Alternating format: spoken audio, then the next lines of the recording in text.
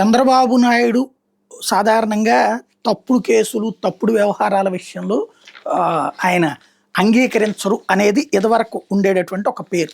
But ఈ దఫా అంటే ఆయన సుదీర్ఘ రాజకీయ జీవితంలో అదొక పేరు ఉండేది. రాజకీయం డిఫరెంట్, కేసులు డిఫరెంట్. కేసుల్లో తప్పుడు వ్యవహారాలు జోలికి పోయేవాళ్ళు కాదు. అట్లాంటిది ఈ దఫా మాత్రం ఆ ముద్రని చెరిపేసుకుంటున్నారా?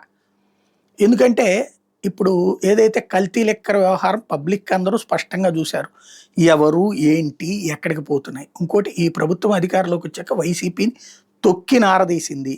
నిలబడ్డానికే భయపడి చస్తున్నారు, వణికి చస్తున్నారు. కార్యకర్తలే బయటికి రాలేకపోతున్నారు, నాయకులు బయటికి రాలేకపోతున్నారు. అట్లాంటి సందర్భంలో గత 15-20 నెలల నుంచి కల్తీ లెక్కర తయారు చేసి ఆ లెక్కరని తీసుకొచ్చి తెలుగుదేశాన్ని ఇరికిద్దాం అనుకుంటా జనార్దన్ రావు అనేటటువంటి వాడు అవునవును నేను చేసి పెడతాను, 3 కోట్లు ఇస్తే చాలు, నేను టీడీపీ ప్రభుత్వాన్ని బదనాం చేసేస్తాను, చంద్రబాబునే బదనాం చేసేస్తానని అంటారు. అంటే నమ్మతారా జనం?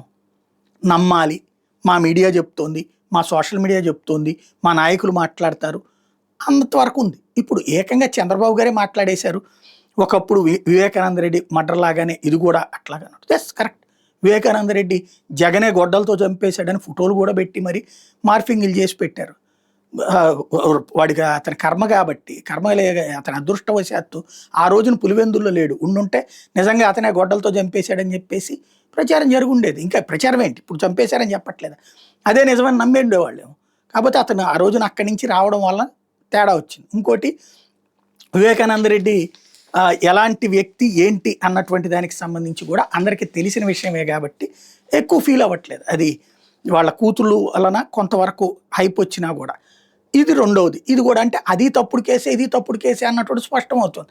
ఎవడో ఒకరిని అందులో ఉన్నటువంటి దొంగనే ఏదైతే దాంట్లో నుంచి మారిపోయాను నేను అని చెప్పి ఎవడో పేరు చెప్తాడు, అది వైసీపీ వాళ్ళ పేరు చెప్తాడు అనేటటువంటి నమ్మకాన్ని క్రియేట్ చేసుకుంటున్నాం.